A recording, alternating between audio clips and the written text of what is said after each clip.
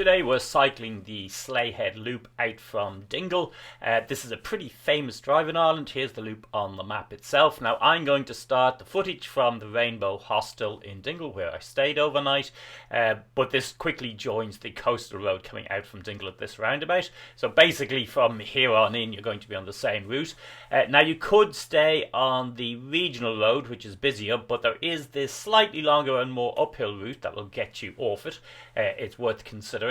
The early part of the route, there's not that much of interest going on. So Dingle is kind of well known for its Wren Boy celebrations on Stevens's Day, one of the major places in Ireland where this tradition continues. Some people think it goes back to the Bronze Age, and the wren being a druidic bird associated with prophecy. In terms of its Christianization, it's sometimes said to be because it betrayed Saint Stephen, hence the Stevens's Day thing.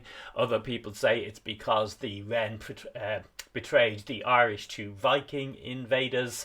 And then there's other older mythologies which are possibly Bronze Age, which is about a parliament of the birds arguing about who could fly the highest. They decide to have a competition. The eagle flies the highest. However, the wren has hidden on the eagle's back and flies out of the foliage, flies out of the feathers, and thus wins the prize. But in any case, if you're in Dingle on Stevens's Day, what you will see is quite large parades of people led by Wren Boys who are wearing straw masks, motley clothes, and playing various musical instruments while collecting a penny for the wren. And the day is associated basically with drinking and partying for that reason. So it was probably pretty much frowned on by the Catholic Church for its mixture of neo-paganism and partying, particularly in Ireland. In the temperance movement, both were very much frowned upon in the late 19th century and into the early 20th century. Dingle is an old enough town, founded by the Normans as a port. So who knows how long the tradition has existed in the locality, but certainly there were people living down here and on this peninsula way back into the Neolithic. I think the oldest settlements are about 3,200 before Common Era. That's the Cashel Murphy one, and that actually continued in use until about the 11th century AD. So a very long period of time for a single site to be in use, about 4,000 years. It's well connected by sea, basically, to the other peninsulas, and then also, of course, historically to Spain. It was one of the first points you'd hit in Ireland. So that's part of the reason, I think, why you have human settlement for so long on what is quite an isolated peninsula. It's old in another way. This is the rocks here are the old red sandstone back from the Devonian period, so that's one of the oldest sets of rocks in Earth. And the Slea Head Peninsula, which we're now starting to enter, is based around Mount Eagle. So that's the mountain above us there to the right. So as you can see, now we're getting onto the narrow section of the roads, and this is the reason why you are very strongly encouraged, if driving, to do this in the direction I'm doing, which is clockwise. As we get to some of the narrower sections again, you'll see why it would be incredibly difficult if there was a lot of traffic on this road for cars to pass each other, and indeed for coaches to get past each other, which is the other major issue. Coming up here we have a bit of a water hazard. I'll play you the footage slowed down. So you want to be careful about that bit because you'd come off on those wet cobblestones pretty easily. So yeah, Slea Head's got loads of beehive huts on it. Today, the tourist attractions, you can stop and get charged a couple of euros to go in and have a look at them. In terms of directions, yeah, it's not really much of a problem which way you actually cycle. As I said, it's easy enough if you're cycling into the traffic to actually avoid each other, as I'm doing here with that car that's going by, and that way nobody has to slow down, so it might almost be better to cycle the other way. Locals do drive it both directions at all times of the year, but particularly if you're in a camper van, basically do it clockwise, don't do it anti-clockwise, because particularly this section that we're coming up now, you would get stuck very easily, particularly behind the huge coaches on the road.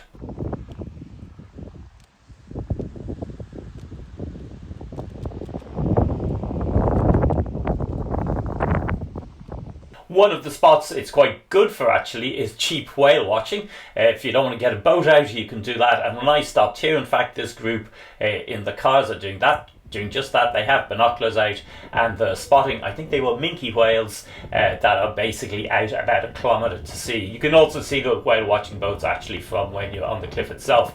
There are a couple of spots, as you can see, where you can park up cars. I'd imagine in the tourist season they fill up very fast. So again, the advantage of cycling is much easier to stop.